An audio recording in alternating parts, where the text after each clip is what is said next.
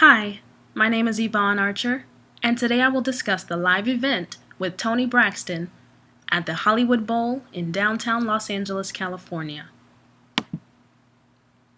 Toni Braxton is a singer, songwriter, record producer, actress, and philanthropist.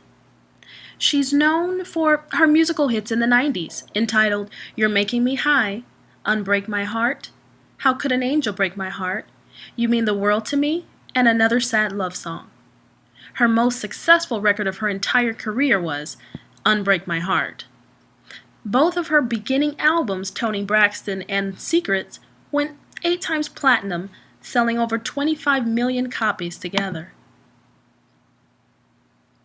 Toni Braxton has won 6 Grammy Awards, 4 American Music Awards, and 5 Billboard Music Awards.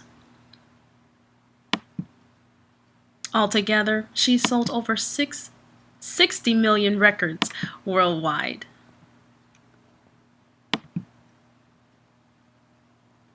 Now, in the late 90s, Toni filed for bankruptcy.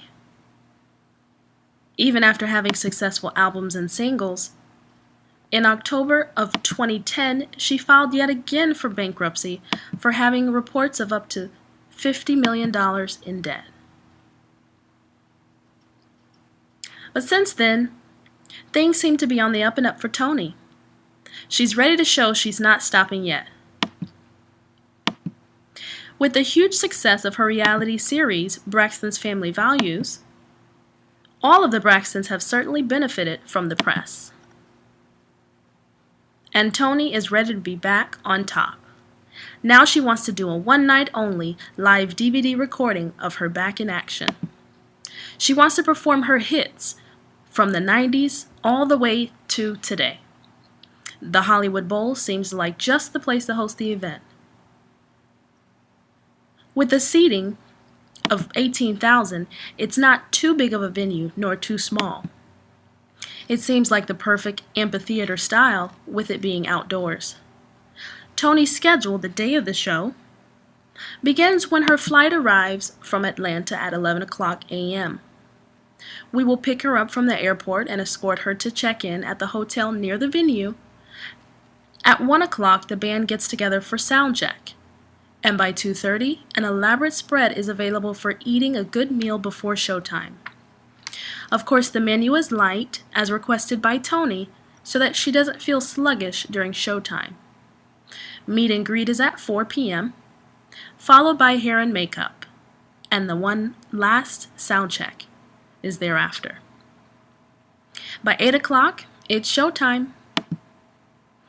Now, Toni's rider included many details, from the size of the stage she must have, how many towels in her individual hotel room suite, and what foods must be provided in her dressing room backstage. The rider also states that the venue should have 8 backup mics and 10 stands. Now, I've also allotted a budget breakdown, both of revenues and expenses. Being a realist, I've estimated about 12,000 tickets being sold at an average of $100 each. The expenses will come from the cost of the arena, hospitality, and payment to management and promoters. Now, there are always risks involved. So, the first one I have is there could be a flight delay. Now, the likelihood of that is, I put medium because they do tend to happen. Now, the consequence is that Toni may have to decide between enjoying the lunch spread and maybe sacrificing a little bit time of the sound check.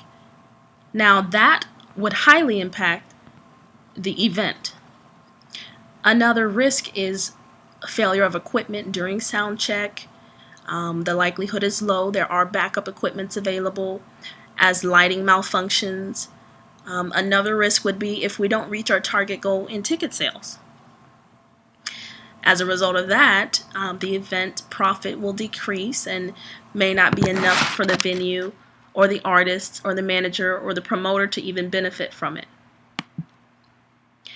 Now, in conclusion, I've learned how important effective communication is, especially when dealing with tight deadlines. We do have to make the artists supremely happy so they can deliver their best performance. It is important for proper research to find the best venues, make the best purchases, and cut down the most cost.